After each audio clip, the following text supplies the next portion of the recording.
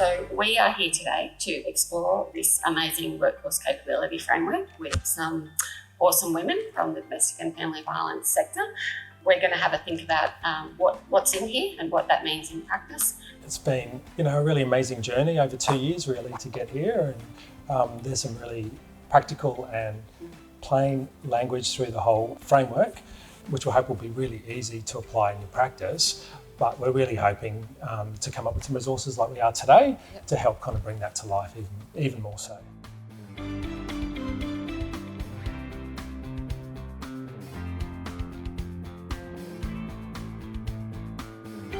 Your service was a merging of a women's wellbeing service and a domestic and family violence specialist service.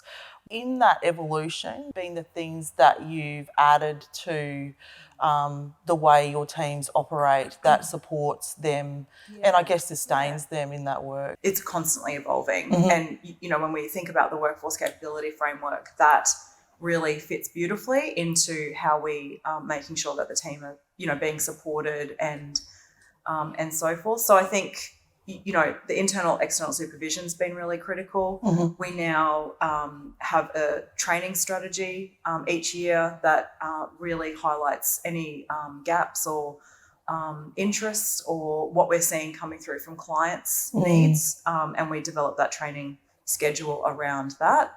I think the point around supervision is such a really valuable one. I think as a sector, we're really starting to begin to lean in now to what that looks like. And we know that supervision has to be a meaningful activity. It's not a tick and flick box. And I think the way we support our leaders in that is we train them in really good supervision models.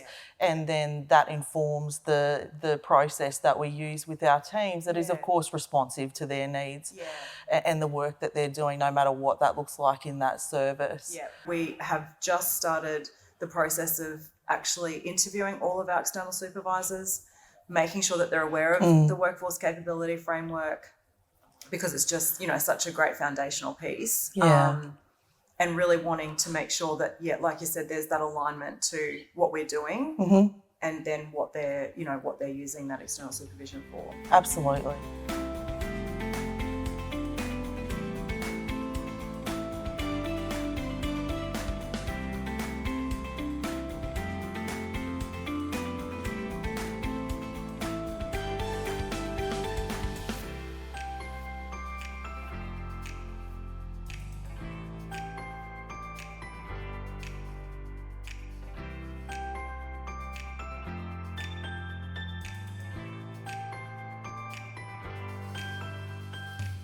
I think part of that reflective practice, a huge chunk of that we all know is around self-awareness. And what we know when we're working with vulnerable people in whatever circumstance that is, with, really complex trauma experiences, and we have lived experience also, I feel like we have the commitment to move towards giving people the opportunities for that self-reflection. And I think it is around, right from the get-go, providing the training and the resources to people so that they understand the impact of the work, but then also have a really clear connection to what their responsibility in managing the way they show up looks like also. We've absolutely seen, the growth of new leaders come through, and you can see when they succeed, it's because they are vulnerable, but they're also very self-reflective and own and are accountable for their the way that they come to work. And I've absolutely witnessed when it doesn't go well. And I think the defining piece is that real self-reflection. Really being able to ask yourself, what is the impact that I'm having on people? Vulnerability and leaning in is actually really hard sometimes, but it's that commitment to feedback and learning and growing from whatever that feedback is. Whether that's you as an individual practitioner in your work with clients and service users, or as a leadership team, or as a service, you know, integrating the feedback of stakeholders, service users.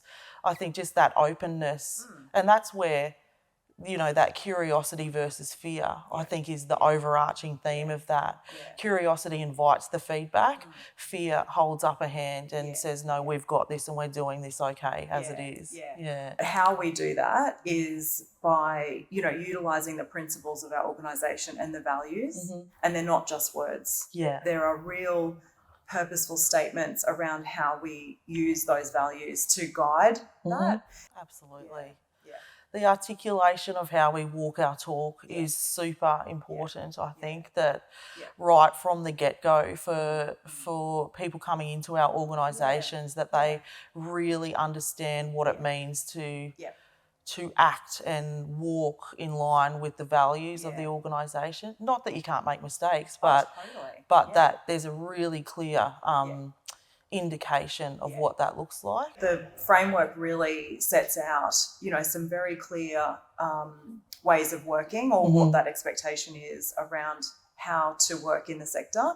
So, you know, I think for anyone coming into the workforce, it's really, I guess, another level of a guiding principle of how to work in the sector. It reminds us of why we are doing the work, how we do that work, and provides a bit of a platform and guide around if there is a disconnection or if there is some growth to happen, which there always is really, that it's almost a platform into how we can look at doing that.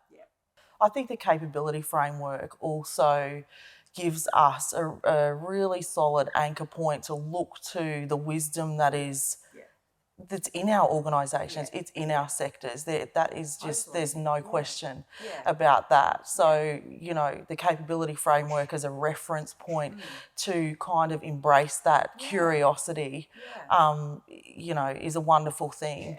And moving forward from there, no matter where an organisation or a practitioner or anybody within the organisation is at, there's an invitation in that document, I think, to be curious about how we can be better as individuals and do better as organisations, and then more broadly how we can support each other in the sector. Yeah, definitely.